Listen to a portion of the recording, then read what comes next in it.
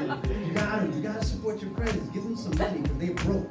But I was there. I'm doing well now. I was there. To heat my oil. Y'all don't know. Listen, it was August, the hottest day of the summer, and I put my whole family in the living room, and I made the winter announcement. What? My whole family looked at me like, Daddy, it's still hot. I said, remember this feeling. I told them it costs $972 to fill up this oil tank. When it runs out, it's spring. And it was like, serious. I'm like, yeah, serious. And they were like, Daddy, what about Christmas? I said, you're gonna have to wait and see what I get you.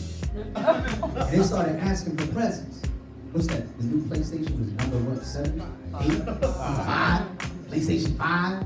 What Jordans are we up to now? Jordan 27s and 92s? They started asking why, like, Daddy, you gonna get us a present? I'm like, yeah, I'm gonna get you a present. What you gonna get us? I said, heat. They think I'm playing. When Christmas comes, I'm gonna turn the thermostat up 5 more degrees. I'm gonna wrap up all the vents and put little bows on them. I'm gonna wake them up and say, go on, open your presents. You feel that? That's the warmth of Christmas. I'm changing Christmas carols. Jingle heat, heat all in the house. Deck the halls with boughs of heat. Ha ha ha ha ha. It's hot in the house. Silent heat. Hot heat. They think I'm playing. I'm saving money, y'all. I'm saving money by fixing the things that I have in my house. I'm not a fixer. I'm not handy at all. I'm like breaking and fixing things at the same damn time. I don't know how I did it, but when you flush my toilet, I get better Wi-Fi.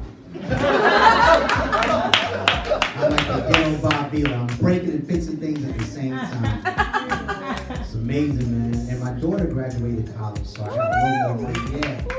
Yeah, she graduated college, and it's amazing. I can afford things that I couldn't afford before, like the movies. So hello, my name is Connor. I am a straight white male who grew up in a suburban neighborhood who had a loving mother and father, which is all just the logistics of saying that I'm bored as fuck. Sometimes I like to think to myself, what was God thinking when he made me? Let's see. I made a future Nobel Peace Prize winner and a future activist. And I still need to make Kona. I'll just make another one of those whiteys. So he waltzes on over to his giant majestical turntable thing and he just goes to town. Era puts raisins in potato salad.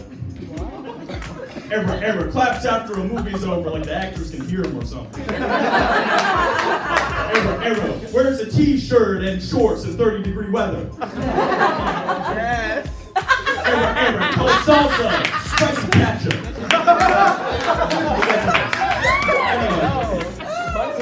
I love deaf men. I think deaf men are so hot. Because I think the sexiest thing you can be as a man is silent.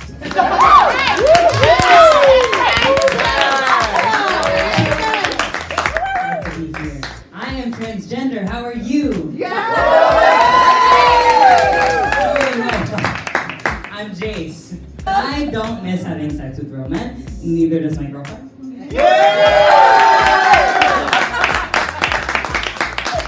But she was right about one thing, right? When you're transitioning, when you first start out, I gotta say it, we're a little ugly. It takes a second, and we need the space, and we need the grace, and we blossom into beautiful people.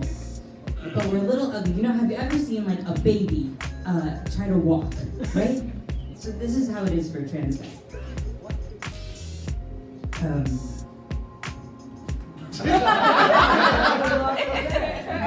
Or we have to learn how to talk again, right? It's like, sup? Have you ever seen a trans guy try to dap someone up?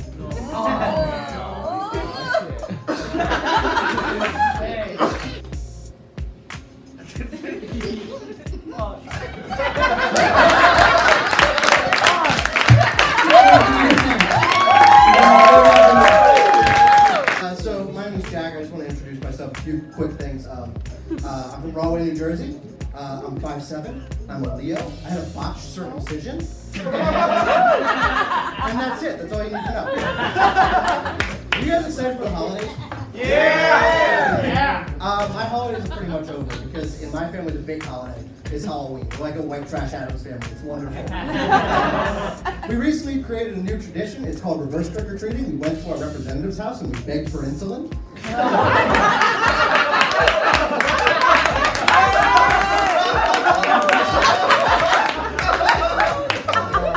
I'm trans, if you couldn't tell by the 5 o'clock shadow.